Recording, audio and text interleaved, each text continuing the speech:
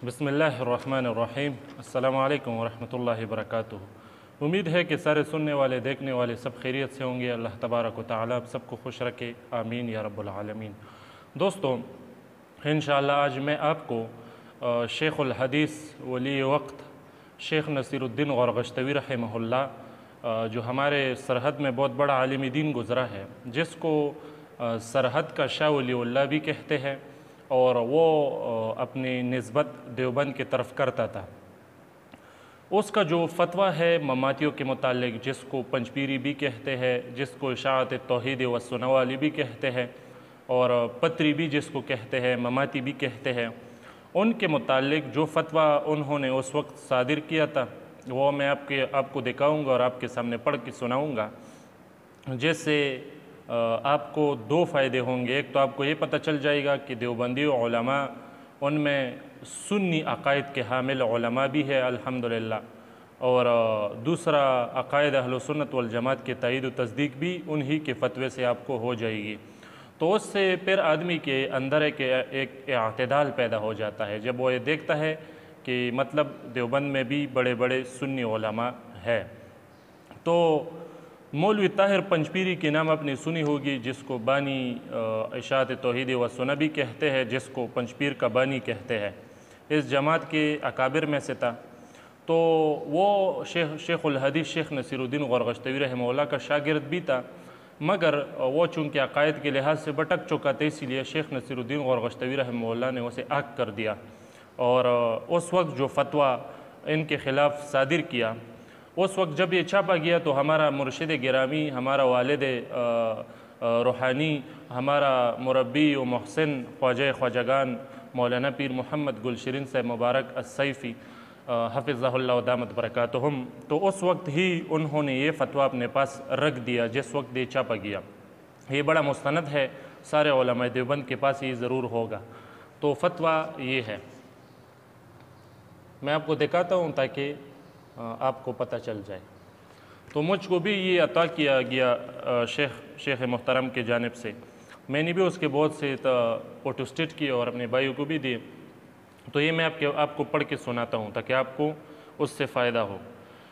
तो इसमें किसी साहिबजादा अब्दुर्रहीम हाल यार हुसैन, उसने उस वक्त एक ये मसाइल भेजे थे शेख नसीरुद्दीन गौरगश्तवी रहमहुल्लाह के पास कि उसका क्या जवाब है।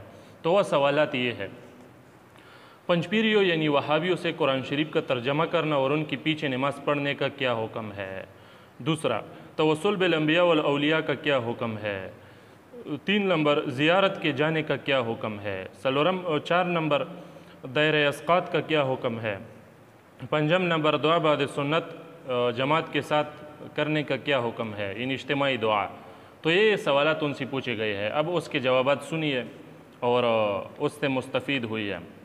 अल जवाब, शेख नसीरुद्दीन गौरगश्तवी रहमहुल्लाह जवाब देते हैं, फरमाते हैं पंचपीरियों यानी वहाबियों से तर्जमे मत करो।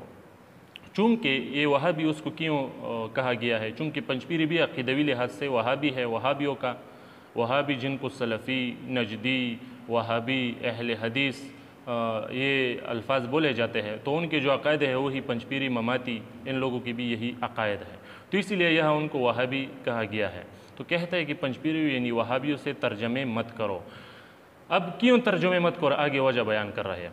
क्योंकि वो कुरान शरीफ की तहरीफ़ करते हैं, मुशरिकों की आयत मोमिनों पर सादिक करते हैं, और इन जैसे फासिद अक़ायद वालों के पीछे नमाज का इक्तिदा न करना। और ये हमारा मुशाहदा है, जहाँ भी ममाती पंचपीरी मौलवी होता है, जब तर्जमा करता है तो वो आयतें जो मुशरिकीन के बारे में है, जो बुतों के बारे में है, वो लेकर वो मुसलमानों पर, औलिया किराम पर फिट करते हैं, और कुफ़र और शिर्क के फतवे मुसलमानों पर लगाते हैं इन आयत के सबब, हालांकि वो आयत मुशरिकीन के बारे में होते हैं। तो ये तो सबका मुशाहदा है। और इन जैसे फासिद अक़ायद वालों के पीछे नमाज का इक्तिदा न करना, मतलब उनके पीछे नमाज न पढ़ना, ये सिर्फ शेख नसीरुद्दीन गौरगश्तवी रहमहुल्लाह का फतवा नहीं है। ये मेरे इल्म के मुताबिक, जहाँ तक मैंने देखा है, सुना है, हमें जो पता चला है वो ये है कि पाकिस्तान के उलमा देवबंद के जो बड़े बड़े मदारस हैं, उनमें से 22 मदारस ऐसे हैं जिन्होंने ये फतवा दिया है कि पंचपीरियों के पीछे नमाज नहीं होती। تو اسی طرح جب پنجپیریوں کے پیچھے نماز نہیں ہوتی تو وہابیوں کے پیچھے بھی نہیں ہوتی، کیونکہ سب کا عقیدہ ایک ہی ہے۔ تو اس پر تمام علماء کا اجماع ہے، دیوبندی علماء کا، بریلوی علماء کا، سب کا اجماع ہے اس پر کہ پنجپیریوں وہابیوں کے پیچھے نماز نہیں ہوتی، اور میں الحمدللہ خود بھی ان کے پیچھے نماز نہیں پڑھتا۔ اچھا، آگے فرماتا ہے توسل بالانبیاء والاولیاء جائز و مشروع ہے، یعنی اولیاء کرام اور انبیاء کرام کا توسل پکڑنا، یہ کہنا کہ اللہ ان انبیاء کرام کی برکت سے یا ان اولیاء کرام کے وسیلے سے ہمارے مشکلات حل فرما، ہمارے فلاں کام کر دیں، تو اس طرح سے ان کو وسیلے کے طور پر پیش کرنا اللہ تبارک و تعالیٰ کو، یہ جائز ہے، مشروع ہے، روا ہے، کوئی ناجائز نہیں ہے۔ بعض لوگ اس کو شرک کہتے ہیں، جیسے پنجپیری وہابی، یہ لوگ اس کو شرک کہتے ہیں، حالانکہ اگر دیکھا جائے تو مانگنا تو وہی اللہ سے ہی ہوتا ہے اس میں نا، صرف ایک وسیلہ، ایک خاطر آپ ان اللہ کے سامنے پیش کرتے ہو، باقی تو مانگنا اللہ ہی سے ہوتا ہے، پتہ نہیں ان کی عقل پر پردے پڑی ہوئی ہے۔ تو انبیاء کرام اور اولیاء کرام کا وسیلہ پکڑنا جائز و مشروع ہے۔ کتابوں میں توسل باعمال صالحہ بھی اور بذوات فاضلہ بھی ہے۔ میرے والد صاحب یہ فرماتے ہیں، شیخ صاحب، میرے والد صاحب دعا میں بحرمت سید الابرار و بحرمت سید المرسلین کہا کرتے تھے، اور توسل بیت اللہ شریف، قرآن شریف، انبیاء اعظام، اولیاء کرام مثلاً غوث اعظم، پیر بابا کاکا صاحب، سواد صاحب اور دیگر اولیاء کرام پر بھی جائز ہے، اور ان کے وسیلے سے اللہ تبارک و تعالیٰ سے سوال کرنا جائز ہے۔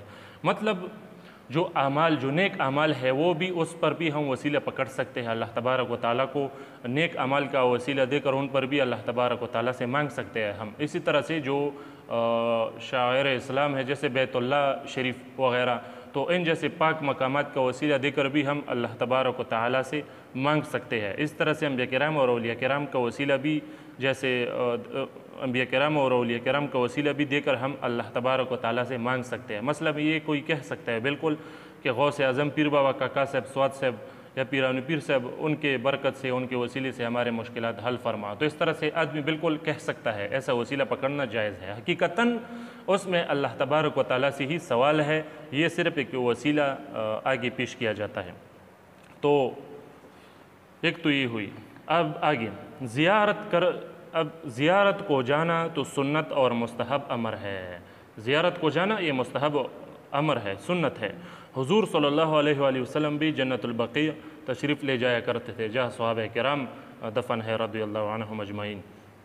تو بعض لوگ زیارت کو جانا بھی شرک شمار کرتے ہیں، تو ان کو اللہ سے ڈرنا چاہیے، یہ کوئی شرک نہیں ہے، بالکل جائز ہے۔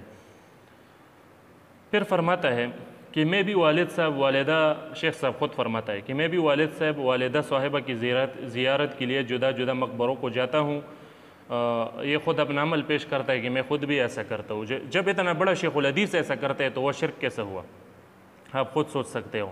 اب عورت کے بارے میں آگے لکھتا ہے، عورت بھی اکیلی جا سکتی ہے جبکہ زیارت اپنے گاؤں میں ہو، یہ سمجھ لو، اور فتنے کا احتمال نہ ہو، مطلب فتنہ واقع نہ ہو جاتا ہو اس کے جانے سے، تو فتنے میں پڑنے کا احتمال نہ ہو تو پھر جا سکتی ہے۔ اور اگر زیارت اپنے گاؤں سے دور ہو تو محرم کے ساتھ جائے گی، جو محرم ہے اس کے ساتھ پھر زیارت اگر دور ہو تو اپنے محرم کے ساتھ جائے گی۔ جیسے حج کو اپنے محرم کے ساتھ جاتی ہے، اس طرح سے زیارت کو بھی جائے گی اگر جانا چاہے تو۔ اسی طرح سے آگے فرماتا ہے، اسقاط تو قضا نمازوں اور روزوں کا کفارہ ہے۔ میں نے اپنی بیوی کا بہت اسقاط کیا تھا، اور دور تو حیلہ ہے اور بہتر ہے۔ فرماتا ہے کہ حیلۃ الاسقاط جو ہمارے علماء کرتے ہیں مقبرے میں، قبرستان میں، جیسا کہ بہت سے لوگوں نے دیکھا ہوگا کہ وہ ایسے گول بیٹھ جاتے ہیں اور دور میں قرآن مجید یا گندم یا جو بھی چیزیں ہو وہ لے کر بیٹھتے ہیں اور ایک دوسرے کو بخشش کراتے ہیں۔ اس طرح سے وہ جو دور چلتا ہے، آپ لوگوں نے دیکھا ہوگا، اس کو حیلۃ الاسقاط کہتے ہیں۔ تو یہ جو دور ہے حیلۃ الاسقاط کا، یہ دور اس کے متعلق فرماتا ہے کہ یہ تو حیلہ ہے اور بہتر ہے، جائز ہے مطلب، اور دور میں قرآن شریف بھی جائز ہے اور اس سے تبرک بھی حاصل ہوتی ہے۔ اس دور میں قرآن شریف کو لے کر جانا اور اس کا دور کرنا یہ بالکل جائز ہے اور اس سے برکت بھی حاصل ہوتی ہے، اور اس پر اسقاط بھی ہوتا ہے، اسی لیے کہ مصحف یعنی قرآن پاک یہ قیمت رکھتا ہے، جو چیز قیمت رکھتا ہو اس کا دور کرنا بالکل جائز ہے۔ قرآن شریف تو بھی قیمت رکھتا ہے نا۔ بعض لوگ دیوبندی ہو کر حیلۃ الاسقاط کا انکار کرتے ہیں، تو وہ بالکل صحیح دیوبندی نہیں ہے۔ البتہ اتنا ضروری ہے اس مسئلے میں کہ شرائط کا لحاظ کرنا چاہیے، جو ہمارے فقہ کے کتب نے ذکر کیا ہے ان شرائط کے ساتھ حیلۃ الاسقاط کیا جائے۔ اچھا، اب آگے فرماتے ہیں دعا بعد سنت جمع سے کرنا مستحب، جائز اور بہتر ہے، یعنی جماعت کے ساتھ، جیسا کہ فرض نماز پڑھ جاتا ہے، جب فرض نماز پڑھا جاتا ہے اس کے بعد جب سنت نماز پڑھا جاتا ہے اس کے پاس آپ نے دیکھا ہوگا کہ سب لوگ بیٹھ جاتے ہیں اور اجتماعی سب مل کر دعا کرتے ہیں، تو یہ بالکل جائز ہے، مستحب ہے، بہتر ہے۔ شیخ صاحب فرماتے ہیں میں بھی خود فرماتے ہیں اپنا عمل بھی پیش کرتے ہیں، میں بھی سنت کے بعد جمع کے ساتھ یعنی جماعت کے ساتھ دعا کرتا ہوں، میرے اساتذہ کرام مشائخ اعظام بزرگان دین بھی جماعت کے ساتھ دعا کیا کرتے تھے۔ تو دیکھو اپنا عمل بھی پیش کیا، اپنے اکابر کا بھی پیش کیا، چونکہ خود دیوبندی تھے تو اکابر بھی تو دیوبندی تھے، تو وہ صحیح بھی ثابت ہوا کہ جو صحیح دیوبندی ہوتے ہیں وہ بالکل فرض اور سنت کے پاس اجتماعی دعا کرتے ہیں اور اس کو مانتے ہیں۔ تو اس سے انکار کرنے والا کیسا دیوبندی ہو سکتا ہے، آپ خود ہی سمجھ لو۔ اچھا، تو اب آگے فرماتا ہے سنت کے بعد دعا کا حکم فرض کے بعد دعا کے حکم کے برابر ہے، اسی لیے کہ سنت مکمل تابع و متمم فرض سے جدا نہیں ہے، متمم فرض سے فرض جدا نہیں ہے، بلکہ فرض اور سنت۔ اچھا، اب اس کی وضاحت کرتا ہوں، مطلب یہ جو سنت ہے یہ فرضوں سے جدا نہیں ہے، یہ مکملات ہے، تمہارے نماز تب ہی پوری ہو جائے گی جب سنت بھی اس کے ساتھ آپ پڑھ لو گے، تو ایک قسم کا یہ بالکل مکمل ہو جائے گی۔ تو اسی لیے جو اجتماعی دعا ہے سنت کے بعد تو اس کا وہی حکم ہے جیسے آپ نے فرض کے بعد اس کو پڑھ لیا، تو مطلب یہ ہے اس کا۔ اب آگے فرماتا ہے بلکہ فرض اور سنت کے درمیان زیادہ دیر بھی نہیں بیٹھے گا۔ بعض لوگ آپ لوگوں نے دیکھا ہوگا کہ جب فرض نماز پڑھتے ہیں تو اپنی جگہ پر بیٹھ جاتے ہیں اور بڑے لمبے لمبے وظائف پڑھتے ہیں، ایسا نہیں کرنا چاہیے، سنتوں کے لیے جلد ہی اٹھنا چاہیے۔ خود فرماتے ہیں شیخ صاحب کہ زیادہ دیر نہیں بیٹھو، سنت پڑھنے کے لیے جلدی اٹھے، دیر کرنا مکروہ ہے۔ دستخط شیخ الحدیث نصیر الدین غورغشتی رحمہ اللہ، جس کو غورغشتو مولانا سے بھی کہتے ہیں۔ تو یہ ایک فتویٰ تھا جو میں نے آپ کو پڑھ کے سنایا، اس سے آپ کو صحیح دیوبندی جو ہوتے ہیں جن کے عقائد اہل سنت والجماعت کے مطابق ہوتے ہیں ان کی پہچان بھی آپ کو ہو جائے گی، اور وہ دیوبندی جو برائے نام دیوبندی ہے جو نجدیت اور وہابیت پھیلا رہے ہیں، وہابیت زدہ ہے، تو وہ بھی آپ بآسانی سے پہچان لو گے جب یہ فتویٰ آپ سنو گے۔ تو اس سے پتہ یہ چلا کہ صحیح دیوبندیت یہی ہے جو اب میں نے آپ کے سامنے بیان کی، یہی اکابر علماء دیوبند کے نظریات ہے۔ تو جو بھی خود کو دیوبندی کہے وہ ان مسائل ان عقائد کا انکار نہیں کر سکتا۔ اب اگر کوئی خود کو دیوبندی کہے اور ان مسائل کو نہ مانے، اس کا انکار کرے، تو یہ پھر دیوبندی نہیں ہے، یہ وہابیت کے طرف مائل ہے، یہ نجدیت کے طرف مائل ہے۔ تو ہم بھی تو یہ کہتے ہیں کہ جن کی بھی عقائد اہل سنت والجماعت کے مطابق ہوں گے، تو چاہے وہ دیوبندی ہو، چاہے بریلوی ہو، چاہے جو کوئی بھی ہو، تو وہ ہمارا بھائی ہے۔ تو جب اس طرح سے دیوبندی ہو جن کے عقائد بالکل ٹھیک ٹھاک ہو تو وہ بالکل ہمارا بھائی ہے، کوئی مسئلہ نہیں ہے۔ تو ان سے دو باتیں ثابت ہوتے ہیں کہ دیوبند میں بھی اہل سنت والجماعت کے عقائد کے حامل علماء موجود ہے، الحمدللہ۔ اور اب دوسرا جو فائدہ اس سے ہے وہ یہ ہے کہ چونکہ آپ نے یہ سنا یہ فتویٰ، تو آپ کو اب یہ فائدہ ہوگا کہ آپ صحیح دیوبندی اور وہابی دیوبندی کے درمیان فرق کر سکوں گے۔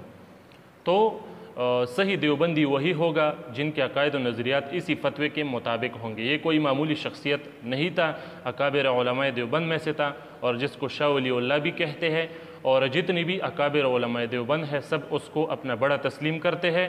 تو سب کو چاہیے کہ اس طرح سے عقائد اور نظریات رکھے۔ امید ہے آپ کے علم میں اضافہ ہو گیا ہوگا، اور انشاءاللہ ایسا فتویٰ جن سے اہل سنت والجماعت کے عقائد و نظریات و معمولات کا بھرپور طریقے سے اثبات ہوتا ہے، تو ایسے بہت کم فتوے ملتے ہیں۔ تو میرے خیال میں کہ اس کو عام کرنا چاہیے، جو بھی ویڈیو دیکھیں ان کو شیئر بھی آگے کریں، اور جتنے دوست ہیں ان کو بھی بتائے اور یہ دکھائے تاکہ ان کی بھی علم میں اضافہ ہو، اور صحیح دیوبندی جو ہے جن کے عقائد سنیوں والے ہیں وہ صحیح طریقے سے اور بہتر طریقے سے آپ اس کو پہچان سکو آسانی سے، اور جو وہابی ٹائپ کے دیوبندی ہے ان سے اپنے آپ کو بچا سکو۔ یہی بس معیار سمجھا جائے دیوبندیہ کا، اس پر اگر کوئی برابر ہے تو ٹھیک ہے، ورنہ اس کو جانے دو، بس وہ دیوبندی ہے ہی نہیں جو ان عقائد و نظریات کے حامل نہیں ہو۔ امید ہے آپ کی تسلی ہو گئی ہوگی۔ السلام علیکم ورحمۃ اللہ وبرکاتہ۔